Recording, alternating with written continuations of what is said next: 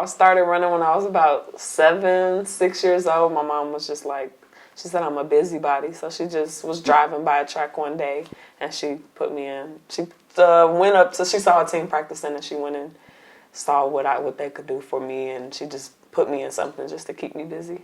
Do you remember that first session? No, not at all. I remember being on that team when I was younger, but I don't remember the initial how we even got to that point. So, what was it that made you continue doing track and field after that? Was there any other sports that distracted you for a while, or was it always been track and field?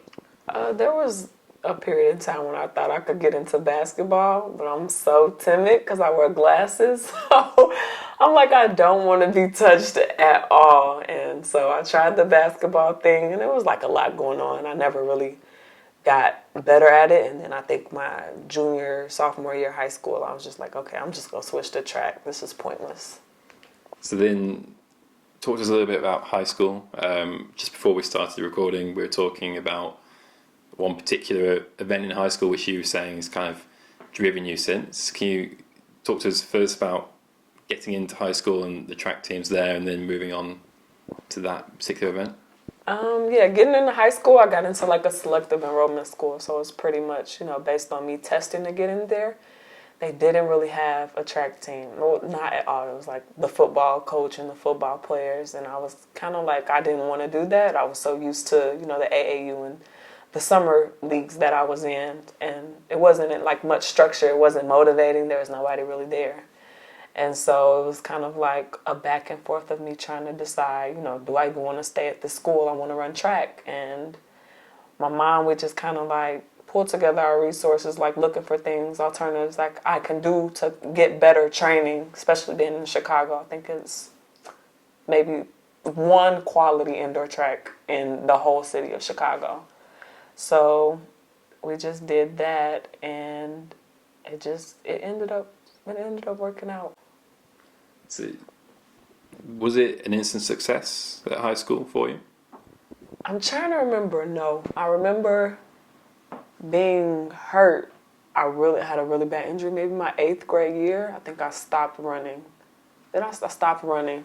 So probably freshman year, I kind of wanted to try it out, like it was like outdoor season, I think, of freshman year.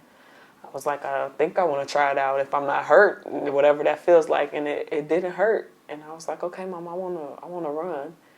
And at that point, we were like driving 30 minutes to like this city to go to training. And she was like, okay, well, you need to take it. She wants me to, you need to take it seriously. This is a long trip for me, long days.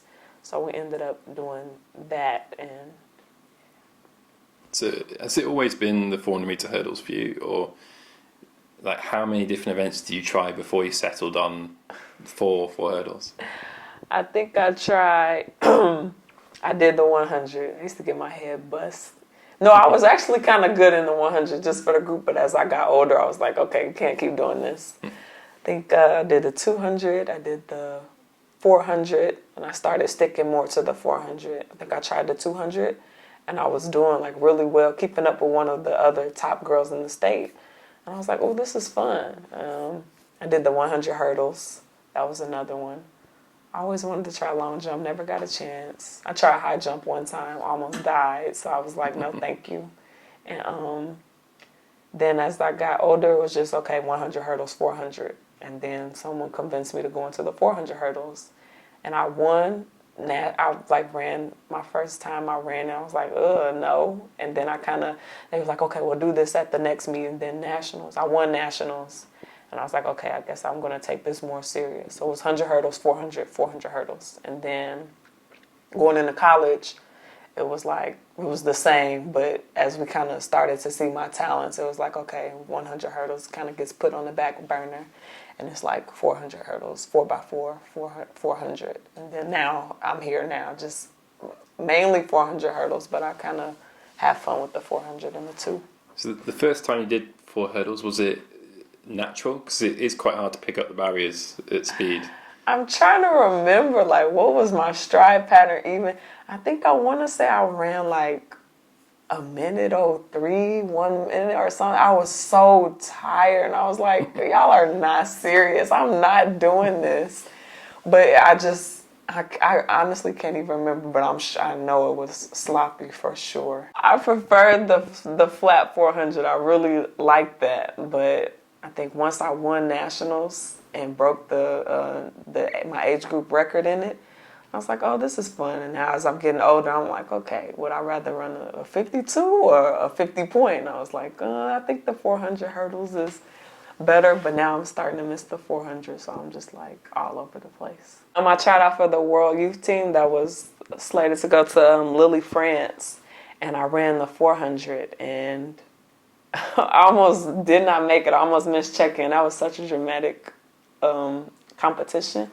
I got fourth. I think I PR'd, and I didn't really know how the selection process goes. It's like top two, definitely. And I'm thinking, oh, no, they have to choose, because they're going to, my mom was like, oh, they're going to choose us, or, yeah, you did well, they can choose you. And I think the coach at the time was actually the head coach at a high school that was not too far from where I lived. So he was Chicago. So we were like, okay, maybe, you're going to let me slide. And I didn't make it. And I was just like, dang, like, that was like heartbreak for me. I think that year I ended up doing the 400 hurdles, and I actually like ran fast enough I could have made the team, but I wasn't even concerned with the 400 hurdles. And I was like, that sucks, that's crazy. And that was like my first big fail. It's just like, first off, to be able to compete on that level and even try out on that level, not too many people even get to make, the standard to be there. And that was just a really nice experience, and it just motivated me. Like every time there's some type of down, it's like, okay, well, I want to experience what it's like to be on the up and up. So I always, am more focused on it. And as I get older, I get more and more focused on my goals. So I turned pro at trials. I think my last round was in an Adidas uniform, and I didn't make the team. So that was just kind of like, ugh. And then it was like, okay, well, we have these meets lined up on the circuit. I'm like, oh, this is happening. And so my agent was able to get me in some meets, and I was traveling. Luckily I was traveling with one of my teammates who was pro as well. And we kind of just like really navigated through that circuit, like, and kind of figured things out. And it was just like breakfast, figuring out, okay, how do we take all of these different things and make it into something that I want to eat, because it's not American food. Like, I'm from Chicago, I love Chicago food. If it's not Chicago food, I don't like it too much. But now we're in a totally different country. It's like, okay, you got the eggs and toast. Like, that was just the funny part in breakfast, and then kind of like being like a tourist. It was very different.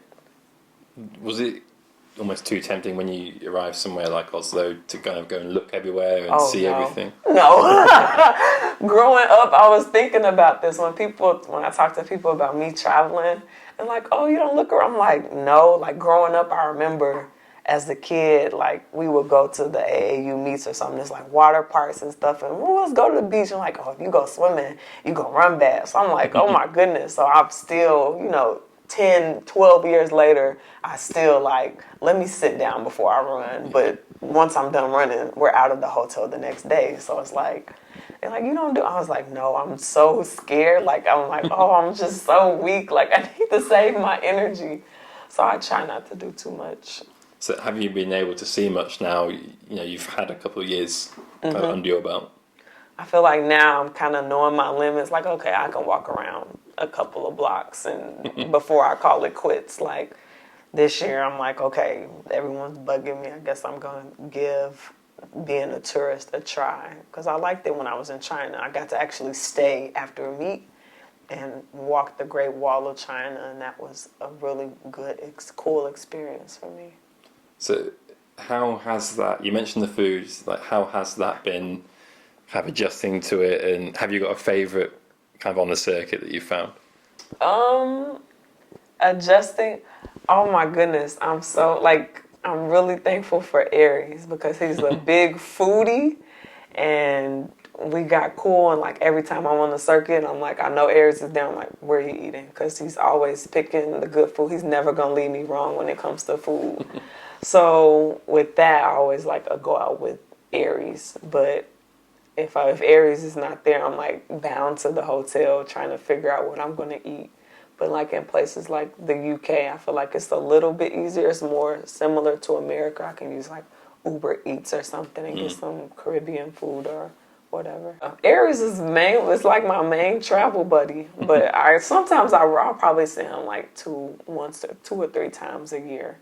And he always has a good group of people that want to travel with him. Like everyone just gravitates towards him when it comes to food and, being a tourist. He's been on the circuit like, over 10 years. So he knows everything there is to know.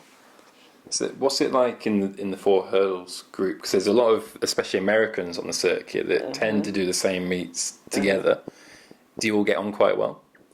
Yeah, we all get along well. Sara Slott Peterson, she saved my life. Like, we don't talk much. I mean, it's a tiring race. No one really wants. In between our like heavy breathing, we kind of congratulate or kind of joke about the race or how we locked up or this and that. Like, it's a good group of girls. I really like them. So you mentioned Sara Slott Petersen. Then what was that? What happened? I was at Lausanne.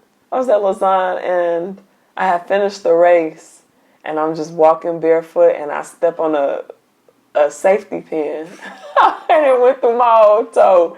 And you would have thought I got shot. I was screaming. I was being so dramatic. And like she like sat me down, and she like propped my leg up on hers, and they're like, I forgot. I don't know what language they speak, but it was just a language barrier, and they were like taking their time, and I'm like, oh, I hate needles and sharp things. And she was just like, okay, we just gotta pull it out. And they had walked away to go get help, and she just pulled it out for me, and I was like, oh my goodness, thank you. That's when I first started like talking to her, and ever since then, like when we see each other at meets, we just sit and we have a little conversation.